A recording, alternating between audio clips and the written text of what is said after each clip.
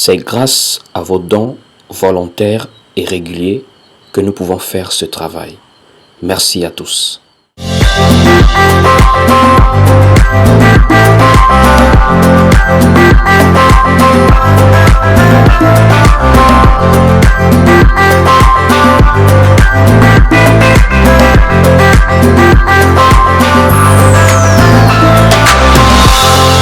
Nous allons prier.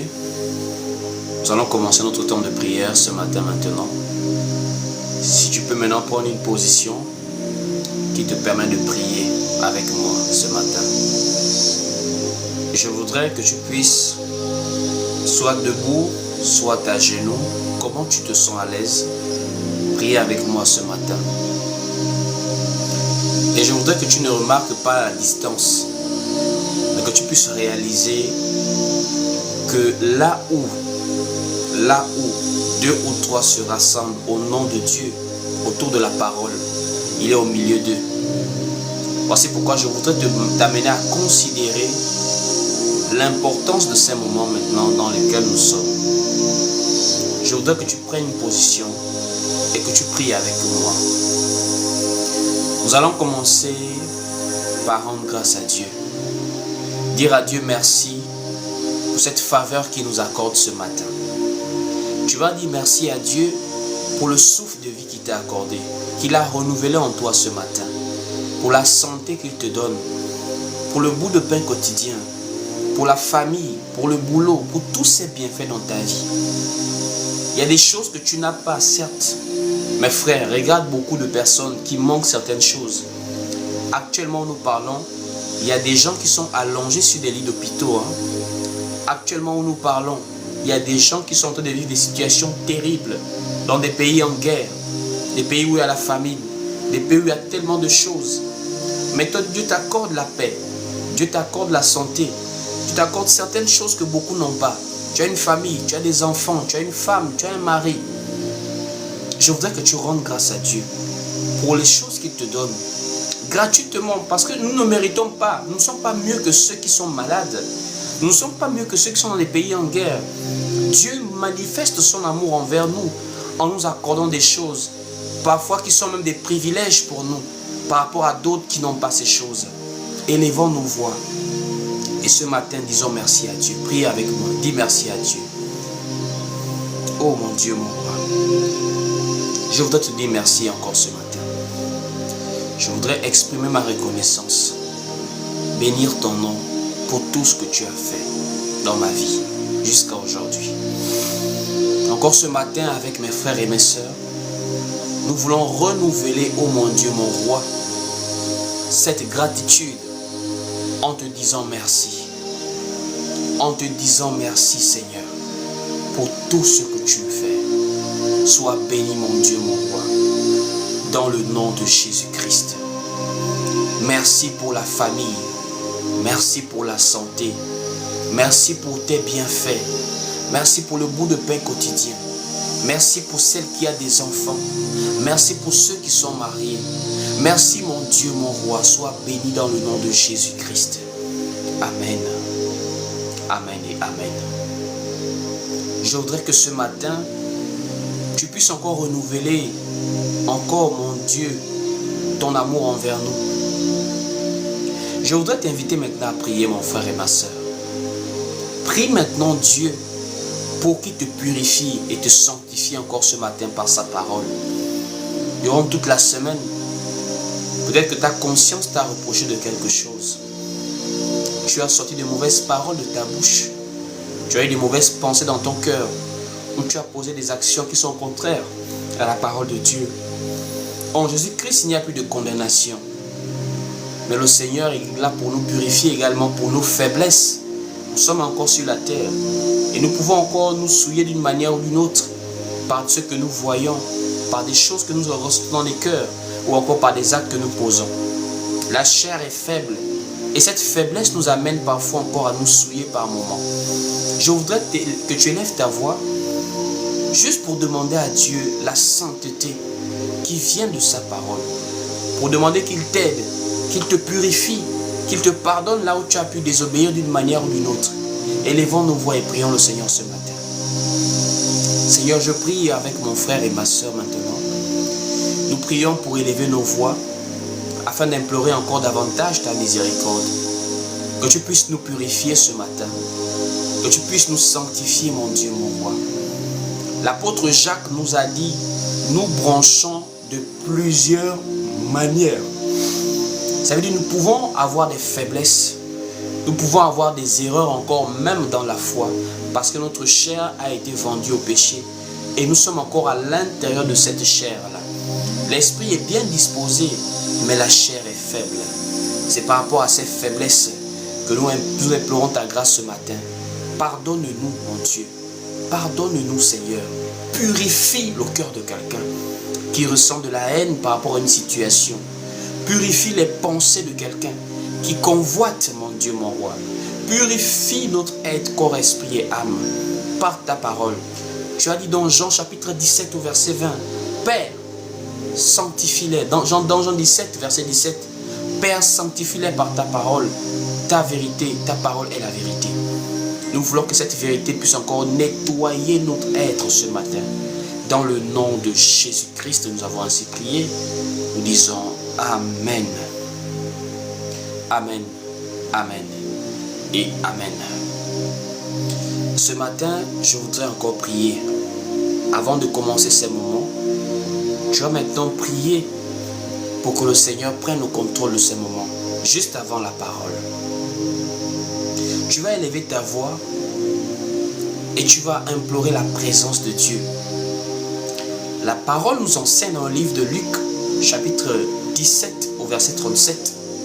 Là où sera le corps, c'est là où s'assembleront les aigles.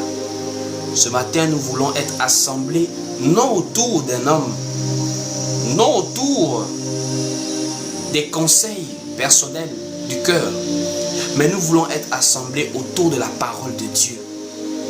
Nous voulons que ce matin, la parole de Dieu soit au centre de ces moments. Nous voulons que ce matin, quelqu'un soit encore édifié par la parole. Quelqu'un soit encore béni, fortifié. En ce temps de la fin, où nous voyons tellement de choses, où quand nous regardons la télévision, nous voyons les comportements des humains, nous nous sentons faibles, nous nous sentons tristes. Comment en sommes-nous arrivés là? Où va le monde? Nous voulons que ce matin, Dieu vienne répondre à nos questions. Nous voulons que ce matin, l'édification soit notre partage. Voici pourquoi je voudrais que tu élèves ta voix maintenant et que tu implores la présence de Dieu dans ces moments que nous partageons. Dans le nom de Jésus-Christ, élevons nos voix et prions ce matin. Seigneur mon Dieu, mon roi, nous prions maintenant afin d'invoquer, mon Dieu, davantage ta présence au milieu de ces moments. Nous voulons que tu sois au centre de cette réunion. Bien que nous sommes en ligne et nous nous voyons à distance, mais nous croyons que tu es présent parmi nous. Et nous voulons maintenant, Seigneur, qu'au travers de ta parole, tu te manifestes encore puissamment dans le nom de Jésus-Christ. Nous voulons que tu édifies, nous voulons que tu consoles, nous voulons que tu fortifies quelqu'un. Oh mon Dieu, beaucoup ont des faiblesses, beaucoup sont tristes, beaucoup sont dépressifs, beaucoup ont des lourdeurs dans les cœurs.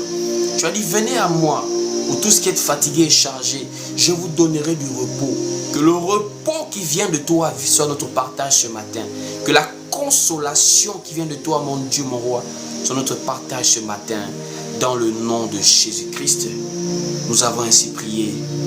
Nous disons Amen. Amen.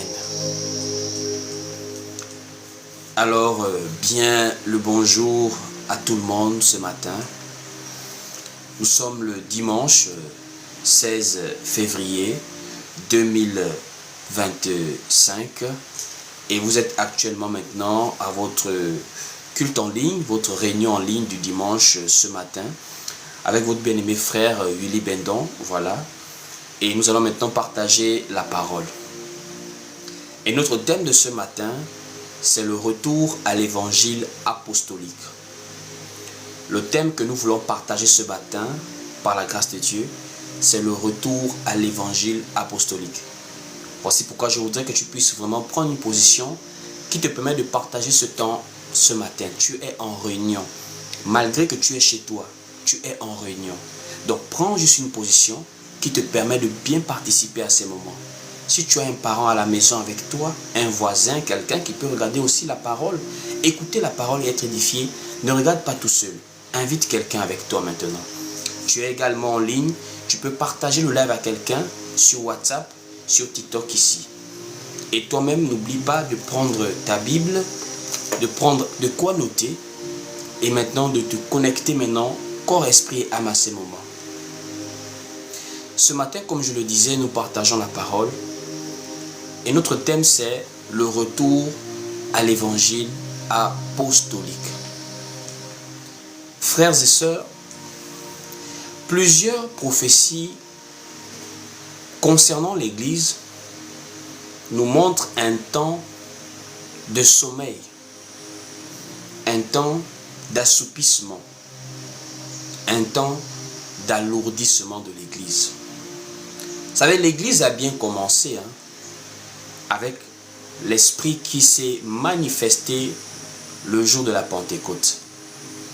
Avec le coup d'envoi qui a été donné, nous avons vu dans Actes comment l'Église était puissante, comment les apôtres persévéraient, comment la doctrine du Seigneur, la sainte doctrine, était la base de l'Église primitive, comment il y avait l'amour, comment il y avait le partage, comment il y avait la crainte de Dieu, comment les dons spirituels se manifestaient, comment la pensée de la mission était vraiment prépondérante au temps de l'Église primitive.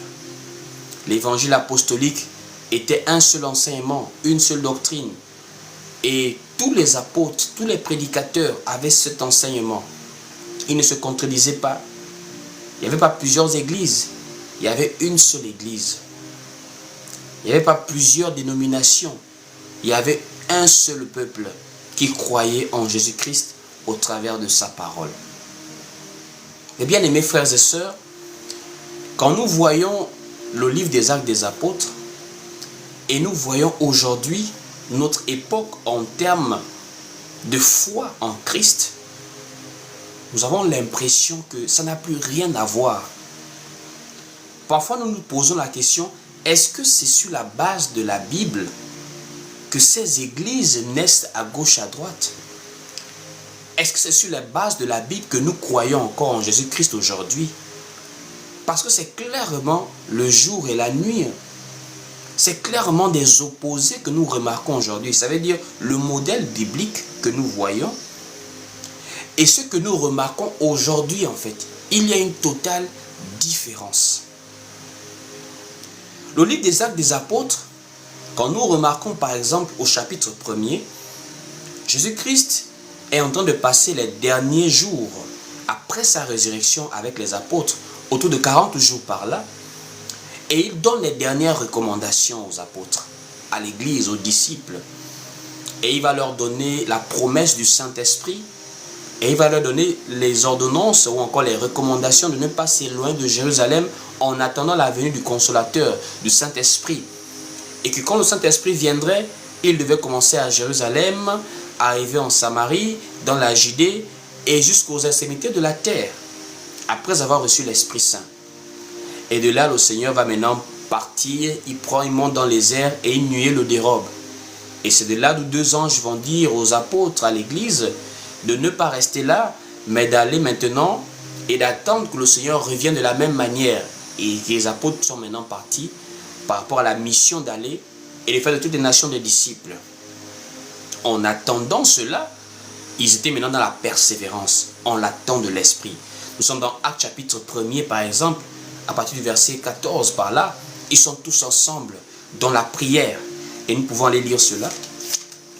Nous sommes dans Actes chapitre 1er, nous voyons les premiers pas de l'Église. Même avant la venue de l'Esprit, ils avaient déjà cette position à attendre l'Esprit arriver. Nous sommes dans Actes chapitre 1er, prenons à partir du verset 12 à 14. Dans Acte 1, verset 12 à 14, il est écrit ici. Alors ils retournèrent à Jérusalem, de la montagne appelée des Oliviers, qui est près de Jérusalem, à la distance d'un chemin de sabbat. Quand ils furent arrivés, ils montèrent dans la chambre haute où ils se tenaient d'ordinaire. C'étaient Pierre, Jean, Jacques, André, Philippe, Thomas, Barthélemy, Matthieu, Jacques, fils d'Alphée, Simon le Zélote et Jude, fils de Jacques. Tous d'un commun accord persévéraient dans la prière avec les femmes et Marie, mère de Jésus, et avec les frères de Jésus. Ici, nous remarquons comment les apôtres commencent à persévérer dans l'unité, ensemble, dans la prière également, tout en sachant que l'Esprit viendra. Mais ils ne se sont pas dispersés. L'esprit de l'unité avait commencé. Ils étaient ensemble, ils persévéraient dans la prière avec les femmes, les sœurs de l'Église. Et nous voyons comment le chapitre 2, le Saint-Esprit arrive. Et quand le Saint-Esprit est arrivé, nous voyons comment le coup d'envoi a été donné. Les apôtres ont commencé à prêcher la parole. Le jour même de la Pentecôte, la diversité des langues s'est manifestée. Nous avons vu comment les dons spirituels se sont répandus dans l'Église et la prédication avait démarré. L'apôtre Pierre, accompagné des autres apôtres, ont prêché l'évangile et 3000 personnes se sont converties le jour même de la Pentecôte.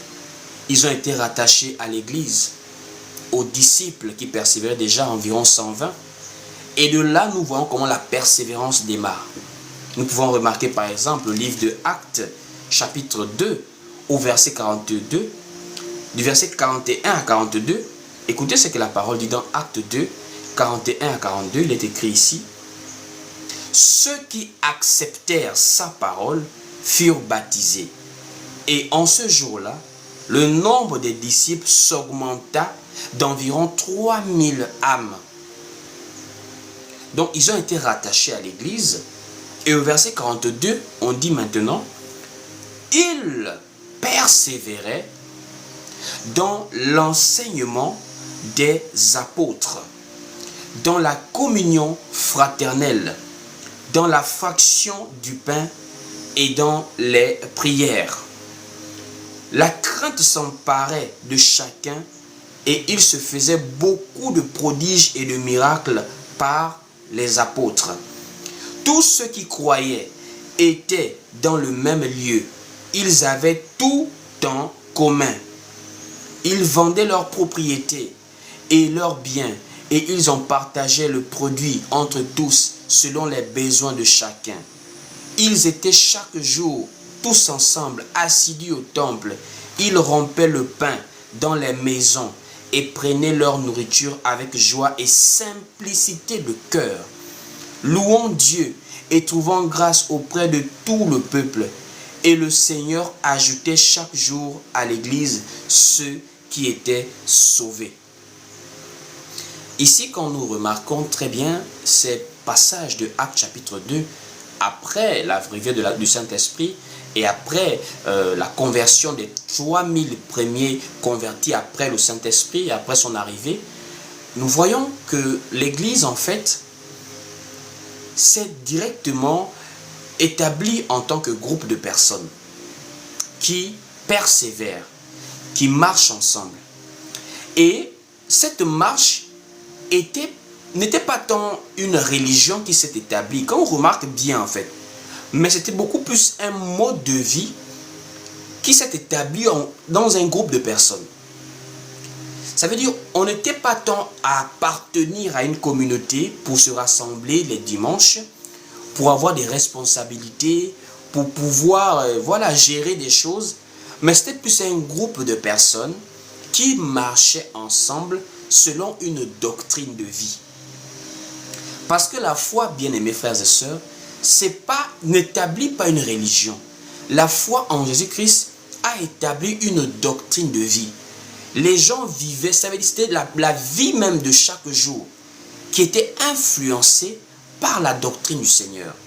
Il y avait l'amour du prochain, il y avait le sens du partage, il y avait l'unité dans la foi et il y avait le soutien et l'aide, non seulement physique, mais spirituelle. Parce qu'on nous fait comprendre qu'il y avait des prodiges et des miracles qui s'opéraient par les apôtres pour guérir ceux qui étaient malades, pour délivrer ceux qui étaient possédés d'esprits malins, pour véritablement sauver des gens par l'évangile. Et c'est ce qui faisait la vie des nouveaux croyants à l'époque. Voici pourquoi on les a appelés même chrétiens dans Actes chapitre 11. Ils s'appellent chrétiens pas parce qu'ils appartiennent à une assemblée, pas parce qu'on les voit dans une dénomination, mais parce qu'on remarque leur vie qui découle même du modèle d'enseignement que le Seigneur donnait en fait. Vous voyez un peu. Ça veut dire quand on voyait les premiers disciples, on voyait directement la doctrine du Seigneur. Quand on voyait les premiers disciples, on remarquait directement des personnes qui vivaient d'une manière particulière, d'une manière différente, qui tendaient vers la perfection selon le modèle de l'esprit qui était en eux, l'esprit de vérité, Jésus-Christ sous forme spirituelle. Donc en fait, quand nous voyons l'église primitive, nous voyons une église qui évoluait dans la simplicité de cœur. Il n'y avait pas de guerre de leadership. Il n'y avait pas l'évangile de la prospérité. Il n'y avait pas l'évangile de l'élévation. En fait, les gens n'aspiraient pas à l'élévation matérielle, à l'élévation dans le monde, à la prospérité. Les gens aspiraient à vivre d'une manière digne du Seigneur, en fait. Les gens aspiraient à vivre d'une manière digne du Seigneur, selon le modèle de la parole de Dieu que nous professons en tant qu'enfants de Dieu. Voici pourquoi vous allez remarquer, comme on lit Actes chapitre 2, verset 42, ils persévéraient dans l'enseignement des apôtres, dans la communion fraternelle, dans la fraction du pain et dans les prières. Tout simplifié en fait. Ce n'était pas des enseignements, c'était un seul enseignement. Et vous remarquez, il y avait plusieurs prédicateurs, puisqu'il y avait déjà 12 disciples, 12 apôtres précisément. Et quand on parle d'apôtres, nous parlons de ceux qui portaient la parole, ceux qui enseignaient.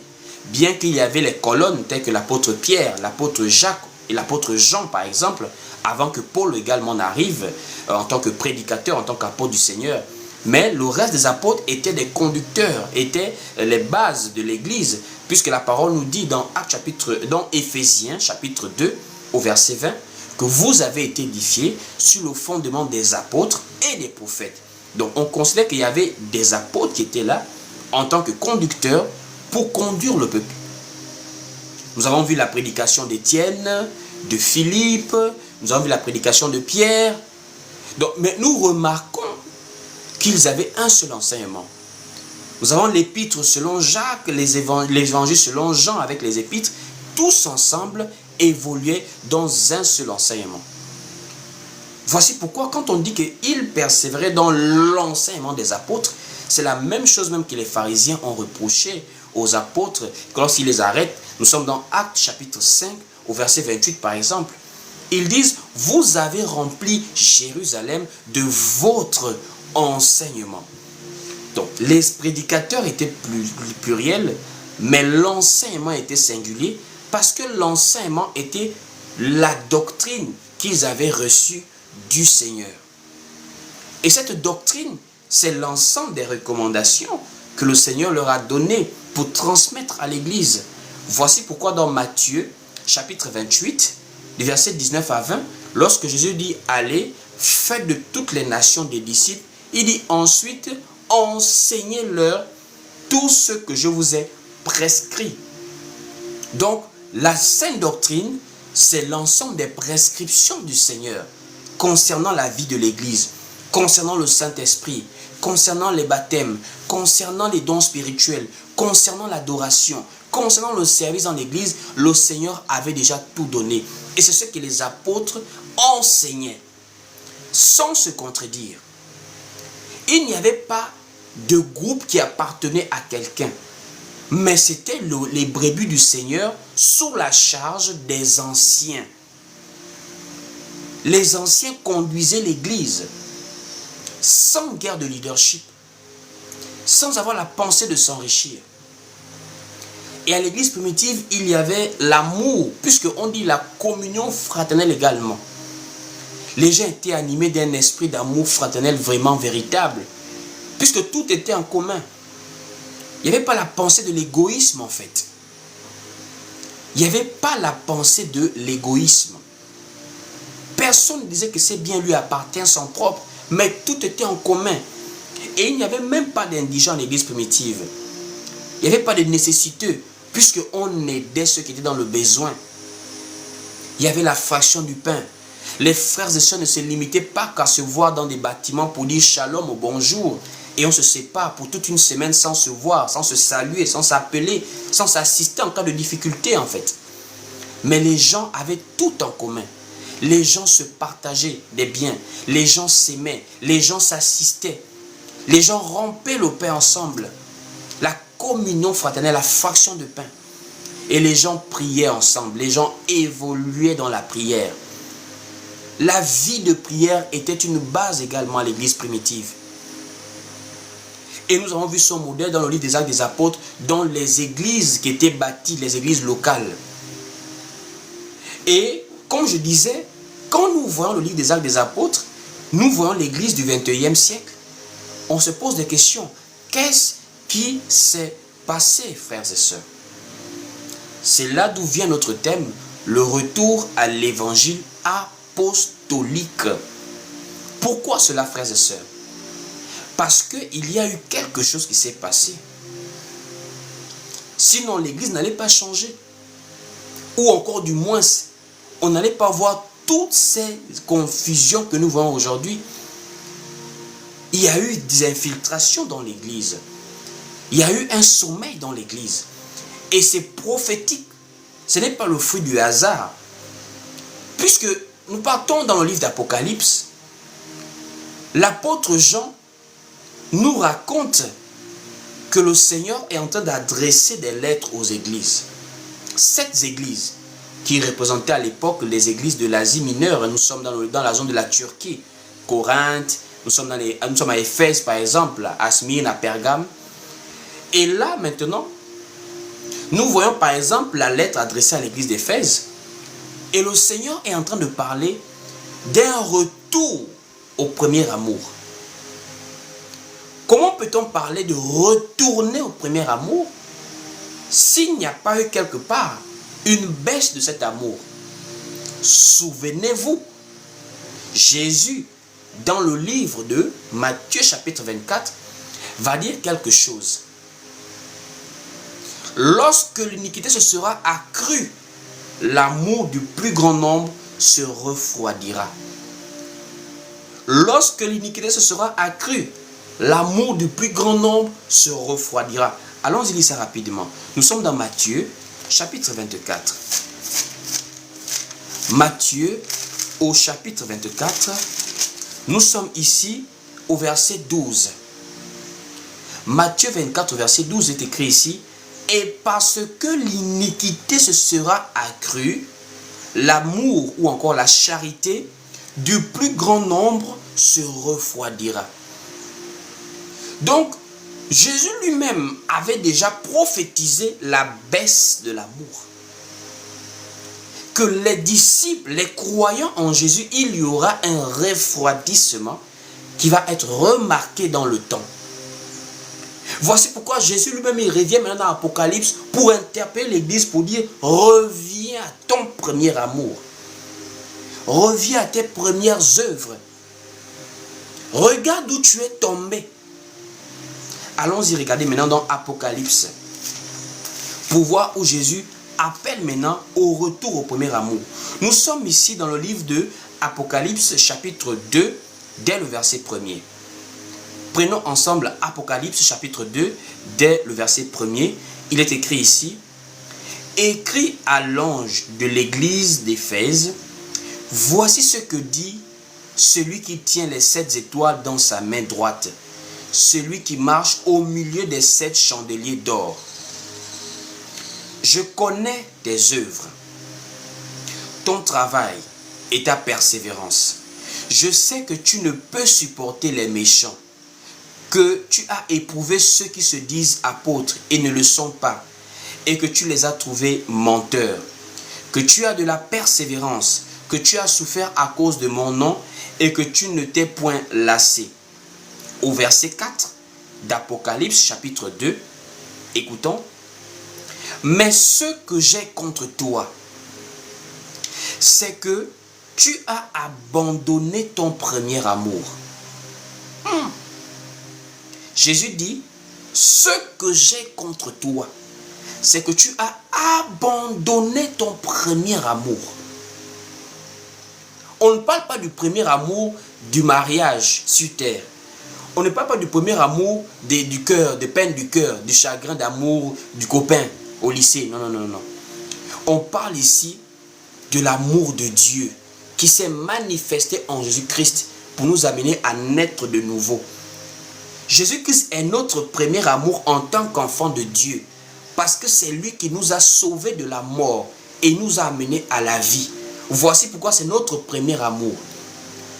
Et Jésus interpelle l'Église en disant, ce que j'ai contre toi, c'est que tu as abandonné ton premier amour. C'est que tu t'es détourné de cet amour-là.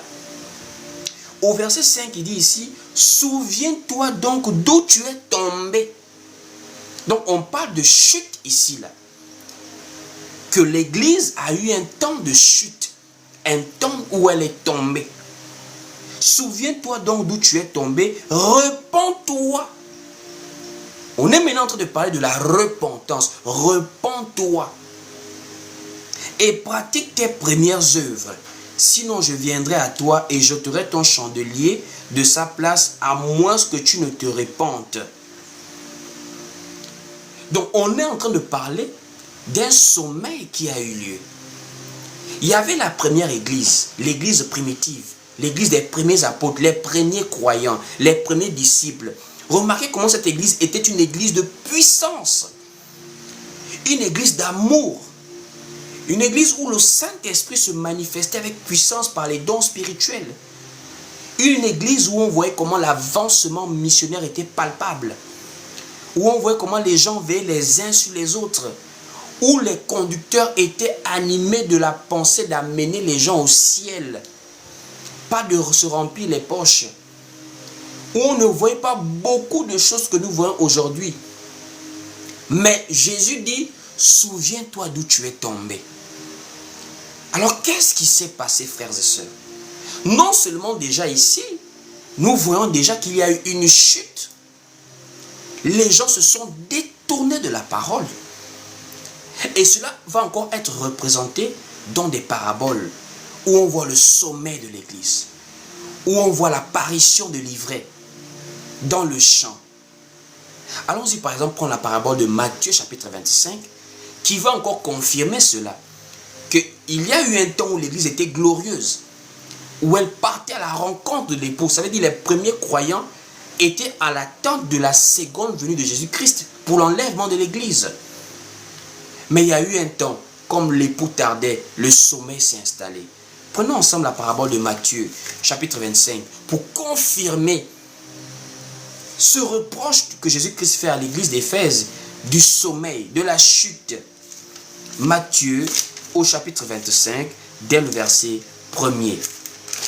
Il est écrit ici, « Alors le royaume des cieux sera semblable à 10 vierges qui, ayant pris leur lampe, allèrent à la rencontre de l'époux. 5 d'entre elles étaient folles et 5 sages. Les folles, en prenant leur lampe, ne prirent point d'huile avec elles, mais les sages prirent avec leur lampe de l'huile dans des vases. Comme l'époux tardait, toutes s'assoupirent et s'endormirent. Au milieu de la nuit, on cria, « Voici l'époux, allez à sa rencontre. » Alors toutes ces vierges se réveillèrent et préparèrent leurs lampes. Les folles dirent aux sages, « Donnez-nous de votre huile, car nos lampes s'éteignent. » Les sages répondirent, « Non, il n'y en aurait pas assez pour nous et pour vous. Allez plutôt chez ceux qui en vendent et achetez-en pour vous. » Pendant qu'elles allaient en acheter, l'époux arriva. Celles qui étaient prêtes entrèrent avec lui dans la salle des noces et la porte fut fermée. Plus tard, les autres vierges vinrent et dirent, « Seigneur, Seigneur, ouvre-nous. » Mais il répondit, « Je vous le dis en vérité, je ne vous connais pas.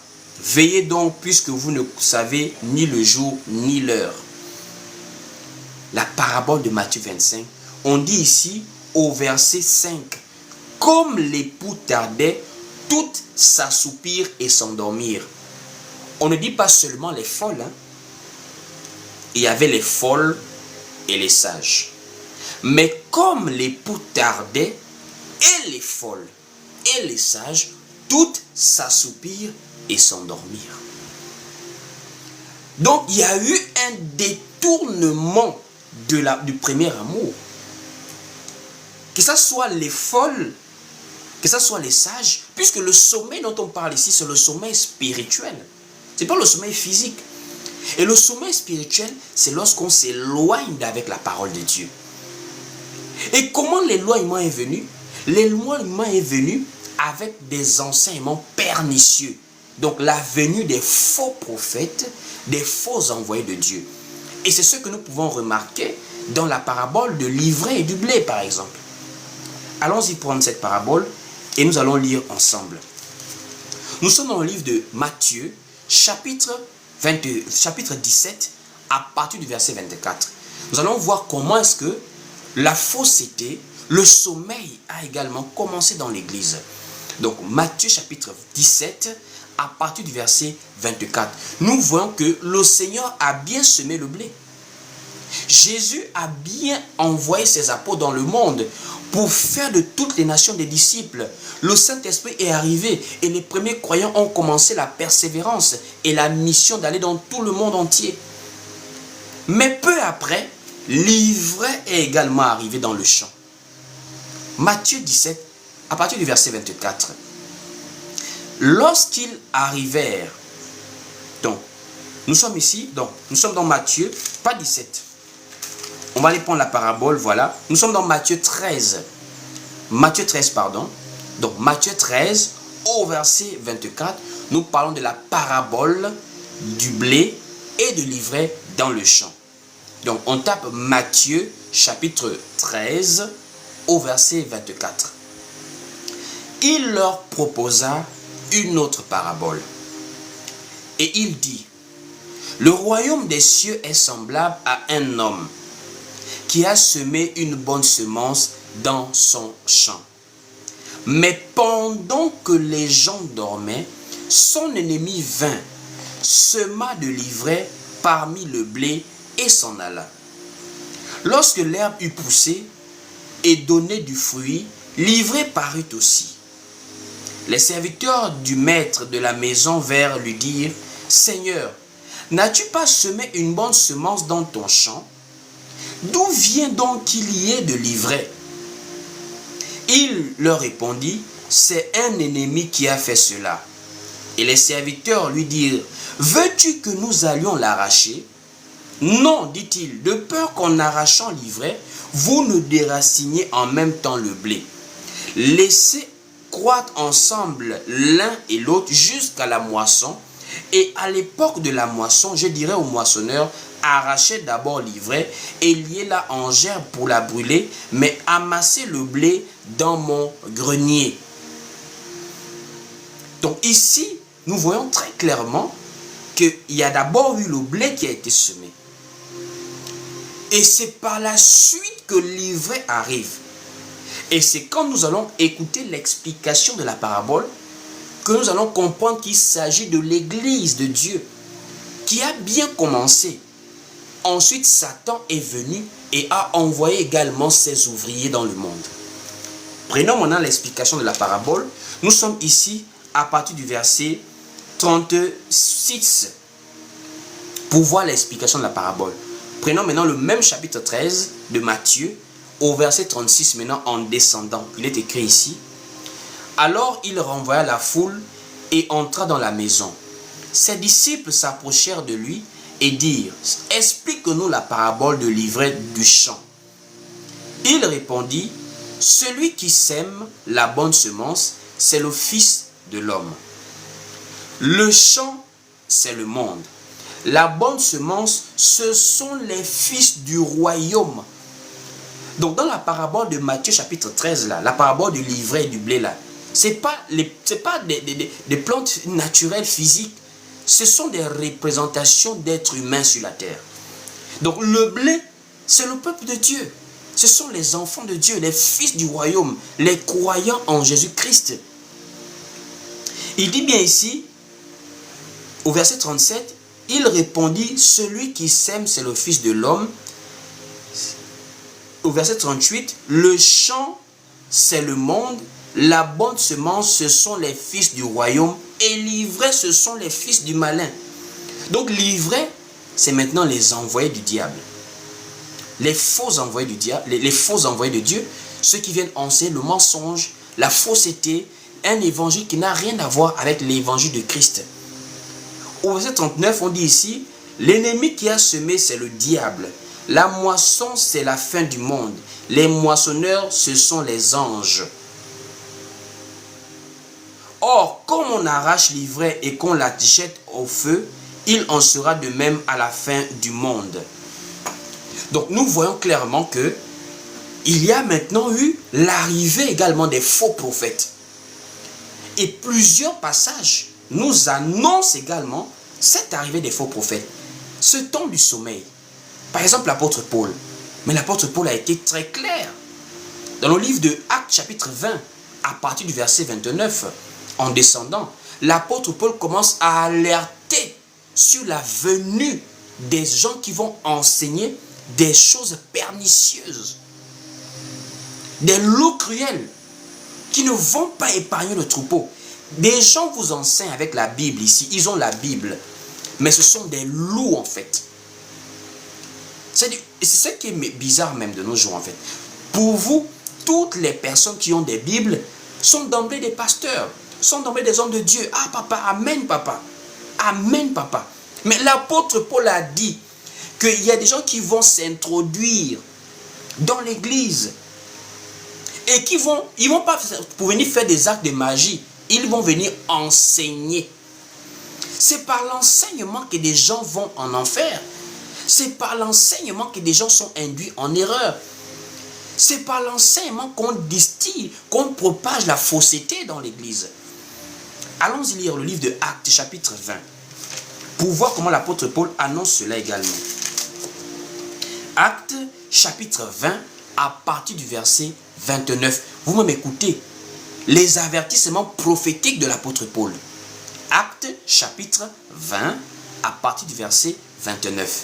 Il est écrit ici, « Je sais qu'il s'introduira parmi vous, après mon départ, des loups cruels qui n'épargneront pas le troupeau. » Au verset 30, « Et qu'il s'élèvera du milieu de vous des hommes qui enseigneront des choses pernicieuses pour entraîner les disciples après eux.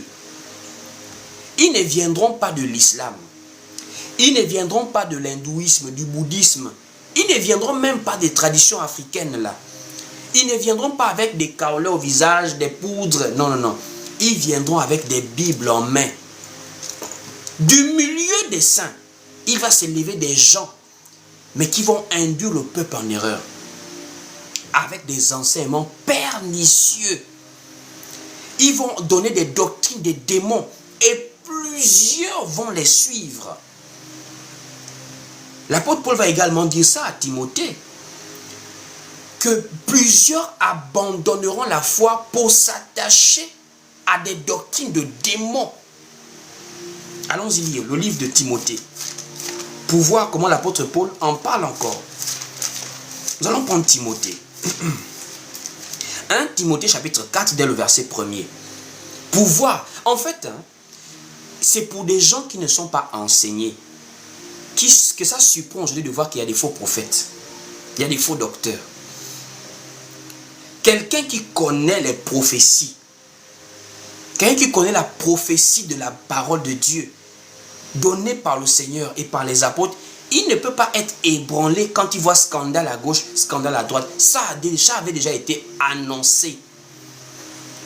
Le vrai scandale même, ce n'est pas ce que vous entendez scandale, il est escroqué, il est couché avec tel. Le vrai scandale, c'est de voir comment quelqu'un enseigne des faussetés. Le vrai scandale, c'est de voir comment quelqu'un détourne les gens de la vérité pour les amener dans un évangile que Christ ni ses apôtres n'ont enseigné, n'ont prêché. 1 Timothée chapitre 4, dès le verset 1er, regardez comment des avertissements sur avertissements. Il est écrit ici dans 1 Timothée 4, verset 1er. Mais l'Esprit dit expressément que dans les derniers temps, quelques-uns abandonneront la foi pour s'attacher à des esprits séducteurs et à des doctrines de démons. On dit à des esprits séducteurs. Ça ne vous dit rien? Esprit séducteur. On dit à des esprits séducteurs. Or, nous avons le maître de la séduction dans la Bible. Hein.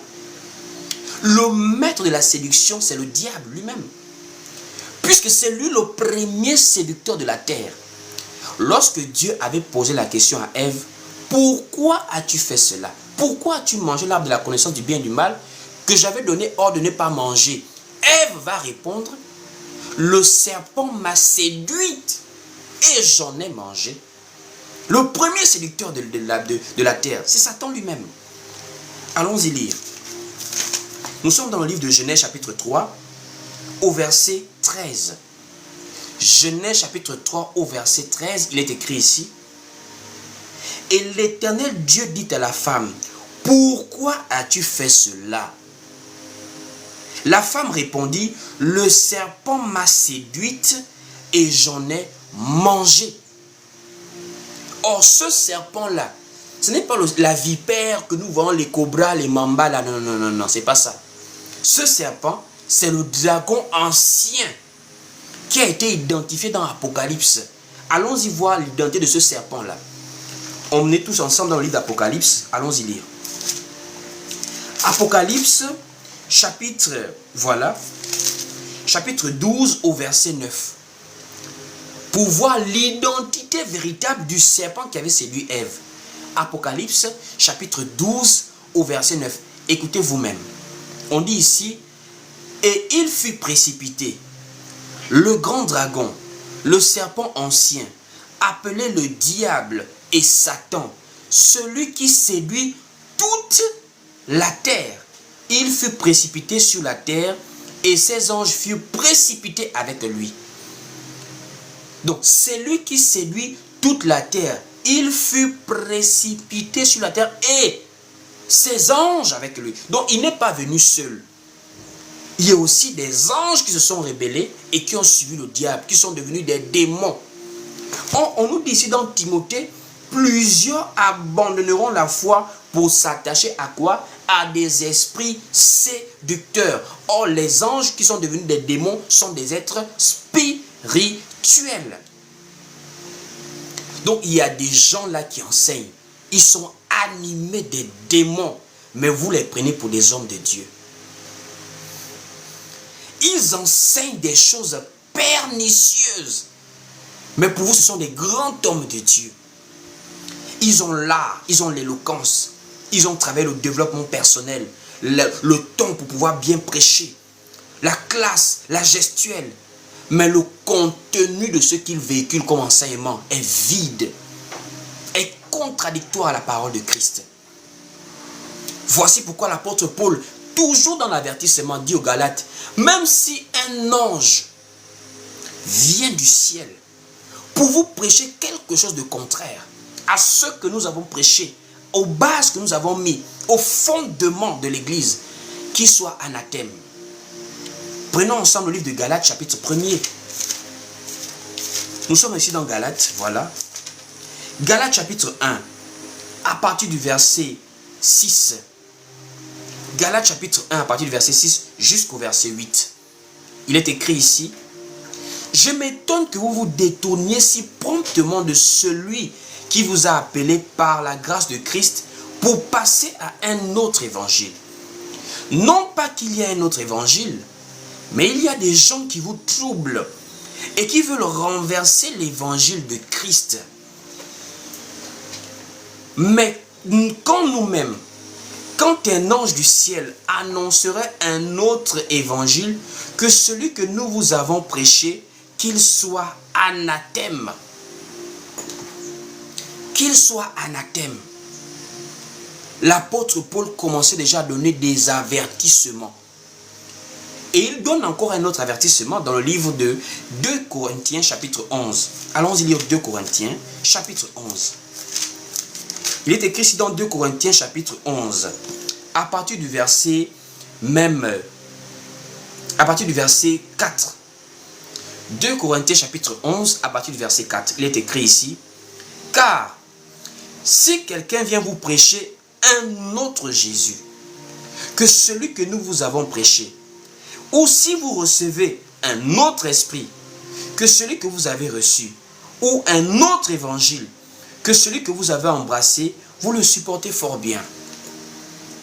Donc la chute, le sommet de l'Église, l'éloignement de plusieurs croyants de la vérité est un fait prophétique que nous voyons de nos jours s'accomplir. Nous voyons ça de nos jours s'accomplir. Voici pourquoi Dieu interpelle dans le livre d'Apocalypse, repens-toi, souviens-toi d'où tu es tombé.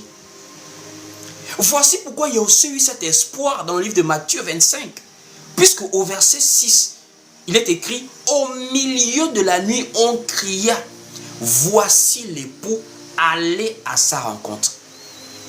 D'où nous parlons du véritable réveil que Dieu fait. Pourquoi? Mais parce qu'il y a la vraie église qui doit être enlevée. Qu'on le veuille ou pas, peu importe le nombre de faux prophètes qu'il peut avoir sur la terre, la vraie église de Dieu, elle va être enlevée le jour qu'il apparaîtra. Quand Christ viendra, il y a des gens sur cette terre qui vont être pris par lui, qui vont être enlevés et qui iront aux noces de l'agneau. C'est à ce peuple-là qu'est destiné le réveil. Les gens pensent que quand on parle du réveil, c'est pour tous les chrétiens du monde entier. Détrompez-vous. Ce n'est pas le réveil là, la vie éternelle là, l'enlèvement de l'église là. Ce n'est pas pour tous ceux que vous voyez dans les stades remplis pour faire des prières souvent là. Non, non, non. Jésus nous enseigne dans le livre de Hébreux, chapitre 9, au verset 28, il apparaîtra une seconde fois à ceux qui l'attendent pour leur salut. C'est ceux qui soupirent à l'enlèvement, ceux qui attendent l'enlèvement, ceux qui espèrent en la vie éternelle, là, qui sont concernés par l'enlèvement de l'église. Or, aujourd'hui, c'est dimanche, mais il y a beaucoup de gens qui sont partis s'assembler, pas parce qu'ils attendent Jésus, pas parce qu'ils espèrent un jour être enlevés. Ça veut dire un bon matin comme ça, Jésus-Christ te prend, tu disparais. Des gens de nos jours, il est dans ses voitures, dans ses villas, dans son mariage, dans ses voyages, dans sa prospérité. Donc, vous pensez que lui, là, il peut attendre que Jésus-Christ vienne le prendre un matin? Bien au contraire. Ça sont des gens, Jésus-Christ attend encore 100 ans. Hein. Nous n'est pas encore pressés. Parce qu'il jouit des biens de la terre. Allons-y lire Hébreux. Hébreux chapitre 9 au verset 28. Hébreux 9 verset 28. L'enlèvement, c'est pour ceux qui attendent Jésus. Or, tout le monde n'attend pas Jésus. Matthieu 21, Hébreux chapitre 9 au verset 28.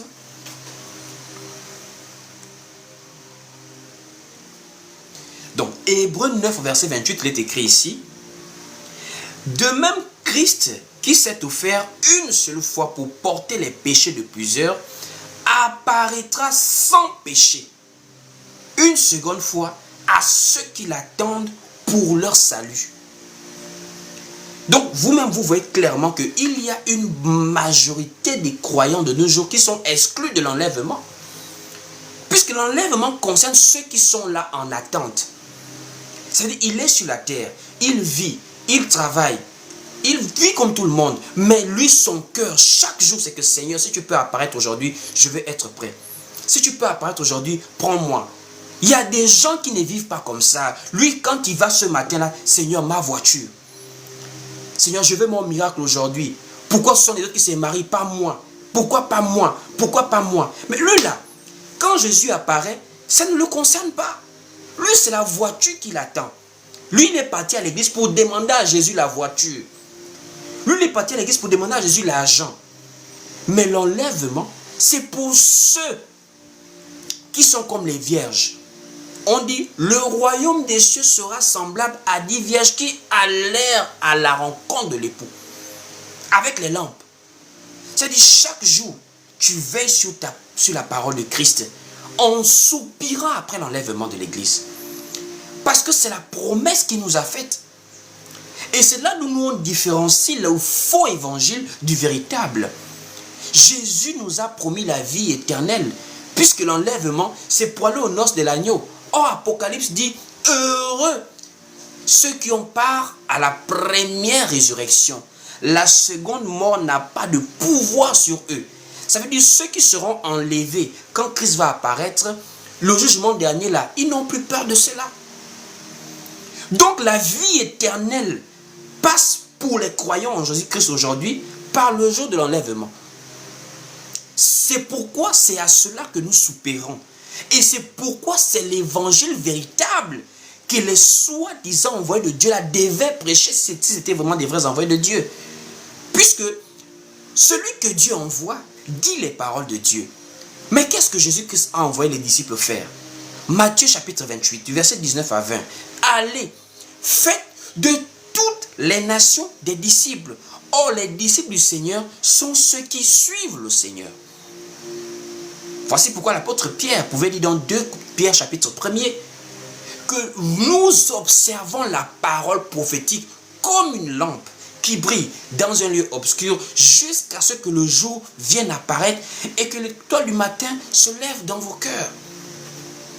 Ça veut dire aujourd'hui, frères et sœurs, le retour à l'évangile apostolique veut simplement dire retourner à l'espérance du début des premiers chrétiens. Les premiers chrétiens espéraient en la vie éternelle. Les premiers chrétiens persévéraient selon la sainte doctrine. Les premiers chrétiens ne partaient pas à l'église pour le mariage. Les premiers chrétiens ne partaient pas à l'église pour la prospérité. Si tu veux être prospère, travaille. Comment toi, on va te promettre des choses que le Japon donne à ses habitants gratuitement parce que c'est le devoir régalien de l'État? Comment on peut te promettre des choses que le Canada, la Belgique, les Pays-Bas, Amsterdam, c'est-à-dire ce sont des gens qui donnent le travail aux habitants parce que ce sont des devoirs de l'État. En Islande, comment on va t'inviter à l'église pour travailler en Islande? mais tu vas déposer le dossier. L'État va t'embaucher. Va dans les entreprises. Quand Jacob a identifié un lieu comme étant la maison de Dieu, il a dit, c'est ici la maison de Dieu, c'est ici la porte des cieux. Quand quelqu'un voit l'église, il doit voir le ciel dans l'église. Ça veut dire que tout ce qui l'amène à l'église, c'est l'espérance du ciel. Ce n'est pas interdit de prier pour qu'on puisse avoir la bonne santé. Ce n'est pas interdit de prier pour qu'on puisse avoir un bon mariage. Ce n'est pas interdit de prier pour que Dieu puisse nous garder sur la terre. Mais lorsque notre foi est maintenant liée au mariage, et plus à Jésus revient, c'est ce qu'on appelle enseignement pernicieux. Et ce matin, Dieu nous interpelle à revenir à l'évangile apostolique. À nous détourner de tous les enseignements qui ne sont pas bibliques, que les apôtres n'ont pas prêché. De nos jours, tellement de doctrines sont dans les églises.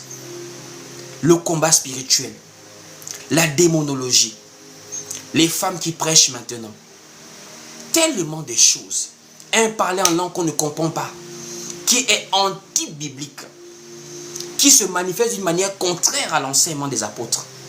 Tellement de choses. Revenons à l'évangile apostolique. Dans l'évangile apostolique du 1er siècle, on n'a pas vu des femmes baptisées. On n'a pas vu des femmes responsables d'église pour prêcher la parole. Comment c'est aujourd'hui maintenant que le Saint-Esprit va se manifester chez les femmes pour les demander de prêcher, alors que le jour de la Pentecôte, l'Esprit Saint s'est manifesté dans toute l'église, il y avait plusieurs femmes. Mais aucune femme ne s'est levée pour prêcher. Aucune femme ne s'est levée pour baptiser. Aucune. Comment aujourd'hui les femmes baptisent maintenant? À l'église primitive, on n'a jamais vu un apôtre prélever la dîme. Comment aujourd'hui on voit déjà des gens prélever la dîme? À l'église primitive, on n'a jamais vu des gens se lever pour faire veiller de prière, pour lancer le feu aux sorciers. Mais aujourd'hui, nous avons des gens chrétiens, mais il est animé d'un esprit bagarreur, d'un esprit de lutteur. spirituel pour lancer le feu aux sorciers. Alors que Jésus-Christ nous dit, priez même pour ceux qui vous persécutent. Parce que la persécution affermit parfois la foi. C'est lorsque tu passes par des temps d'épreuve, des temps de persécution, que ta foi s'affermit même à l'intérieur. Que Dieu nous aide à revenir à cet évangile apostolique, à ce modèle de l'église primitive. Nous, là, nous aujourd'hui en 2025, nous sommes édifiés, nous sommes bâtis, nous croyons en Jésus-Christ sur le fondement des apôtres et des prophètes. Tu ne peux pas croire en Jésus sans imiter les apôtres, sans croire à ce que les apôtres ont prêché, parce que ce sont eux les relais de Jésus. Si Pierre n'avait pas parlé de Jésus, toi tu n'allais pas le connaître. Voici pourquoi Jésus a dit, Père, je ne te prie pas seulement pour eux les apôtres, mais je te prie pour ceux qui croiront en moi par leur parole. Nous croyons, nous persévérons dans la base, nous persévérons en Jésus-Christ sur la base de leur enseignement. Sur la base de leur enseignement. Que ce matin, Dieu amène tout un chacun d'entre nous à revenir à l'évangile apostolique. Que Dieu vous bénisse abondamment. Nous sommes arrivés au terme de nos moments de culte en ligne ce matin. Nous allons maintenant prier par rapport à tout ce qui a été dit. N'oublie pas, nous sommes en culte. Les dimanches matin ici, nous sommes en réunion. Ce n'est pas des lives simples. Pour ceux qui le savent, nous sommes en culte. Donc, je crois que tu es disposé chez toi pour prier avec nous. Si tu es assis, que tu peux te lever, tu vas te lever. Si tu le peux, chez toi où tu es présentement. Si tu peux te mettre à genoux, tu te mets à genoux. Nous allons prier. Nous allons prier par rapport à l'église. Tu vas prier par rapport à l'église.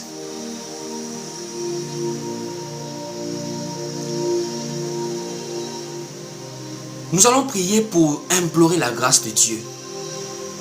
Pour nous-mêmes déjà qui sommes réunis ici, mais pour nos frères et sœurs partout où ils se trouvent dans le monde, les véritables adorateurs de Dieu. Nous allons prier que Dieu veille sur son peuple. Il nous enseigne dans le livre de Romains chapitre 12, ne vous conformez pas au siècle présent. Nous voulons une église qui marche sur le fondement de l'église apostolique, avec la base de l'évangile apostolique. Élevons nos voix et prions, Seigneur, au nom de Jésus-Christ.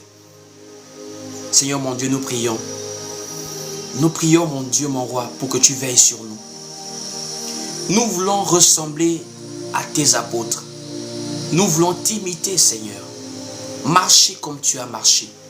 Vivre selon la saine doctrine, mon Dieu, mon roi, nous te supplions. Nous te supplions, aide-nous. De nous-mêmes, nous ne le pouvons.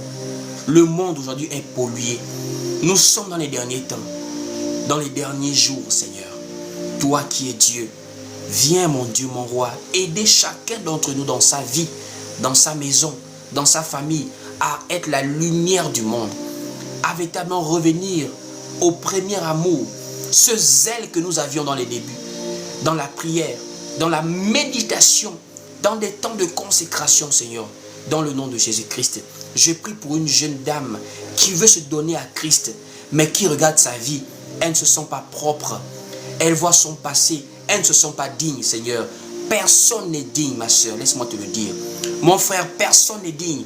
Même nous qui sommes là, nous sommes le fruit de la grâce de Dieu. Ne te sens pas sale. Personne n'est propre de lui-même. C'est Christ qui nous sanctifie. Viens à Dieu maintenant. Donne complètement toute ta vie. Présente-lui tes faiblesses.